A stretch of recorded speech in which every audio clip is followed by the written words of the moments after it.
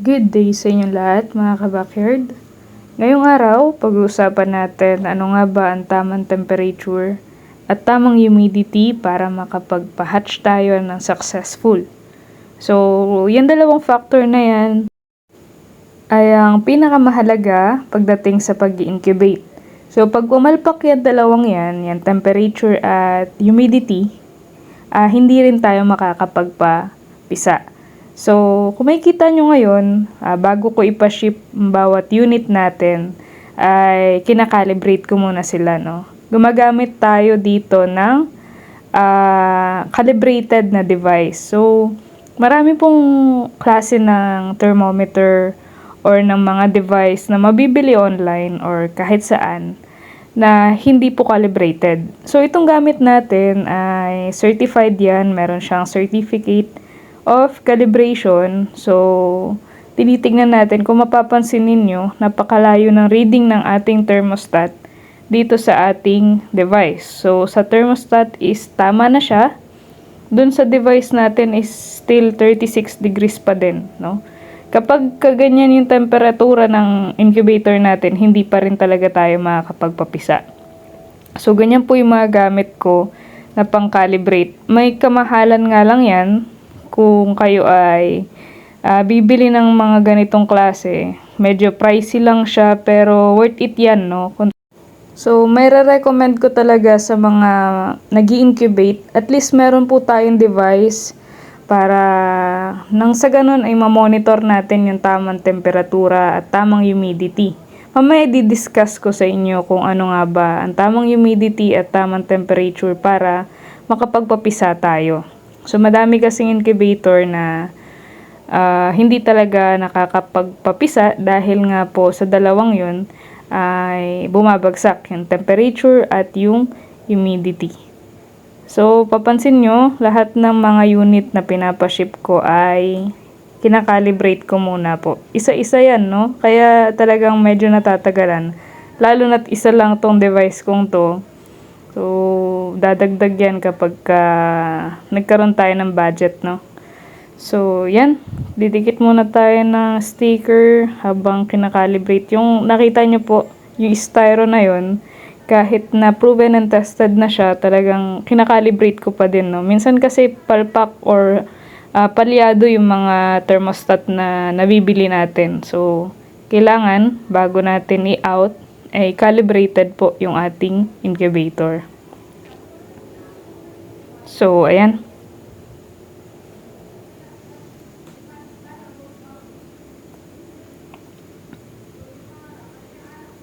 So, tatlo lang yung pa-ship natin for today. Dalawang unit nitong maliit na 50 to 60 capacity at isang styro. So, sa mga interesado po, no, message nyo lamang po ako sa ating Facebook page sa mga gusto mag-avail ng ating unit. So, nagpapabricate po kami from small to large capacity ng mga incubator. So, ayan. So, ngayon, mga ka-backyard, ay pag-uusapan natin yung tamang temperatura at tamang humidity para na sa ganun ay maging successful po ang inyong pagpapapisa. So, kung mapapansin po ninyo, yung settings nito ay 38.2 off at syempre, pag bumaba ng 0.5, mag-on siya. So, mamaya papakita ko po sa inyo yung reading nitong ating thermometer dito.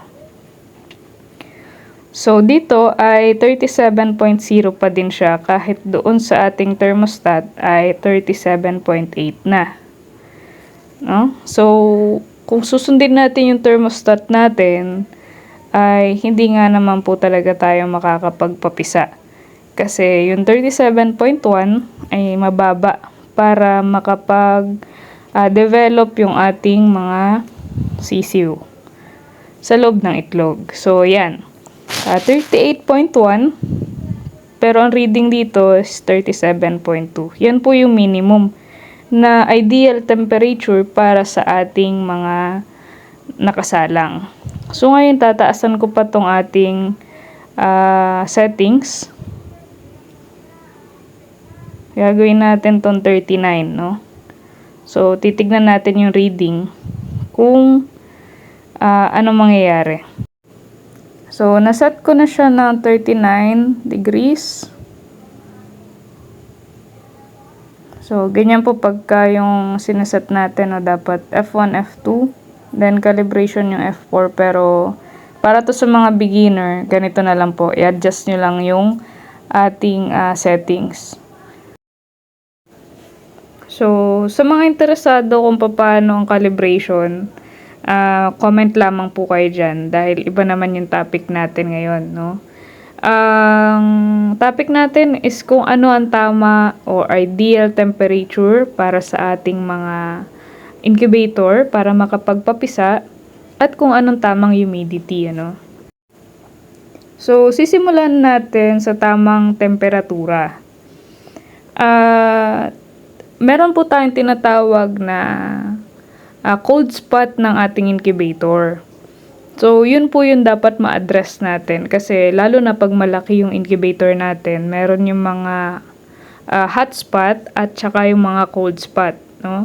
Meron yung hindi naaabot ng init, kumbaga. So, dapat alam po natin kung paano natin yun may address. Kapag po may mga cold spot tayo, siguro mas kailangan natin ng mas malakas na fan at mas mainit na bumbilya. Pero not to the point po na sobrang init, lulutuin niya na yung nasa harapan na itlog, no? So, dapat po talaga alam natin magtimpla. So, crucial po ang pag-i-incubate. So, dapat alam natin yung mga basic, no? Kapag po bibili kayo ng incubator, at least dapat alam niyo po yung basic. Or may alam kayo sa mga basic knowledge ng pag-i-incubate. So, wag po kayo magre-rely doon sa unit, no? So, ang tamang temperature po para sa may mga fan na incubator ay minimum of 37.2 degrees Celsius at maximum of 37.8. Sa may mga fan po yan. Or yung tinatawag natin na forced air incubator. So, yun po yung may mga fan. So, sa incubator din po, meron tayong tinatawag na incubator na still air. Yun naman po yung mga incubator na walang fan. So, kung mapapansin po ninyo, mas mataas yung kailangan nilang init, no? Na kailangan ng itlog na init para makapag-produce ng sisiu. So, kaya po niyang i-tolerate ang 37.8 hanggang 38.8 na temperatura na hindi kaya ng may fan. So, yun po yung lagi yung tatandaan, no? Kapag po still air or wala tayong blower, kahit po ang reading natin is 38.5, kayang-kaya niya po yung i-tolerate. So, kayang-kaya po ng sisiu sa loob na makasurvive na hindi namamatay. Unlike dun po sa may mga fan, no? So, ganun po. Ang kailangan or ideal temperature natin is 37.2 minimum and 37.8 maximum. At kapag mga walang fan, kaya niya pong mabuhay or makasurvive ng kahit higher po dun sa ating ideal temperature, no? So, at least, wag lang pong aabot ng 40 degrees ng 30 minutes dahil mamamatay na po yung mga similya. So, pagdating naman sa humidity, ito, madaming nagtatalo dito, no? Madaming nagtatalo, madaming nalilito, at hindi nila alam kung anong tama or dapat nilang gawin. So, common mistake ng mga newbie na nag-i-incubate ay naglalagay ng tubig pero hindi kino-consider yung lagayan. Kung gaano kalaki, gaano kalapad, gaano kalalim, no? So, sa incubator ko po na ito, ganito lang ang ginagamit kong tub. At ganito lang din ang binibigay ko sa mga bumibili, no? Ganito lang po kaliit yung lagayan.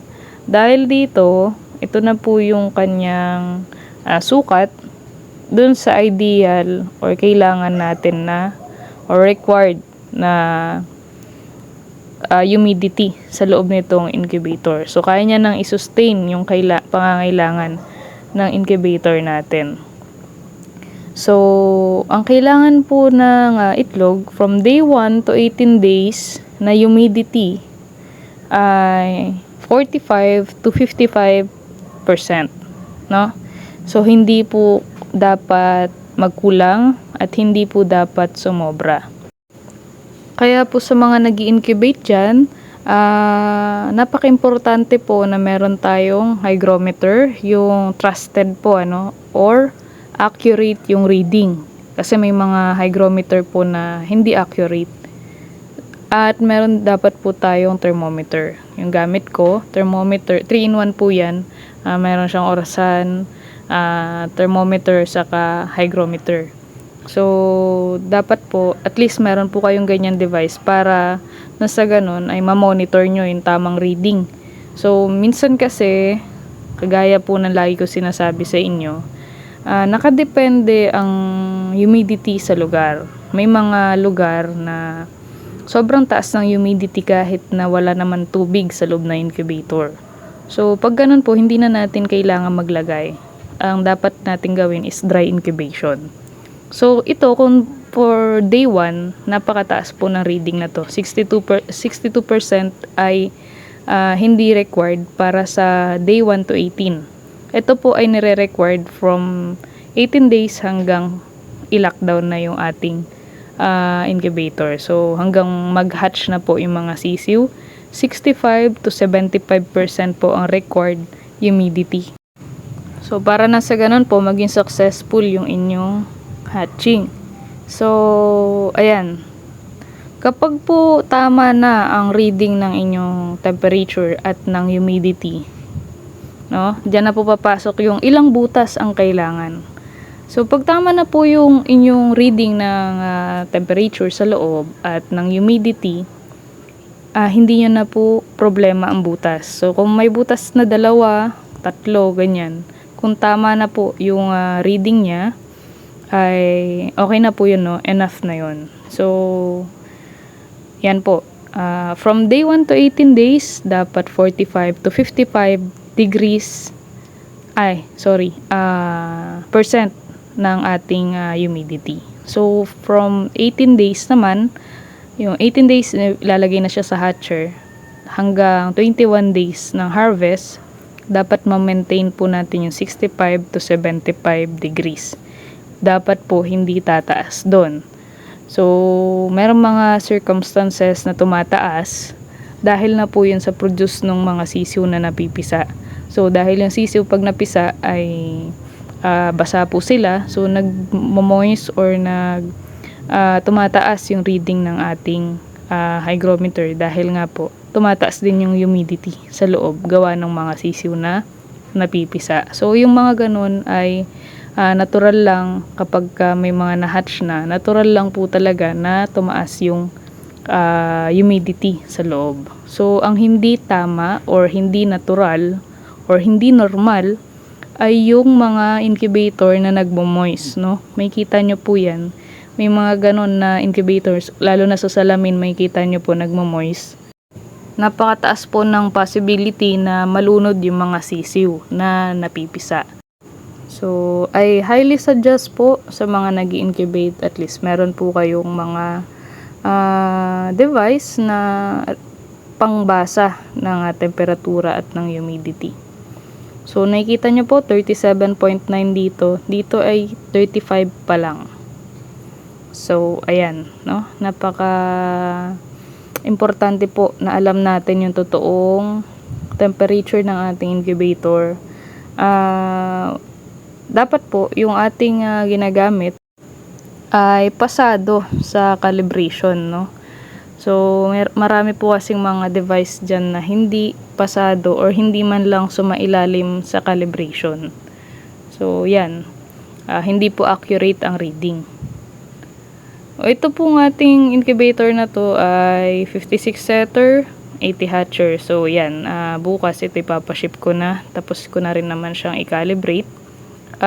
Ina-advisean ko po yung mga bumibili sa akin kapag ganyan na huwag sila matakot na iba yung reading dahil calibrated po siya, no?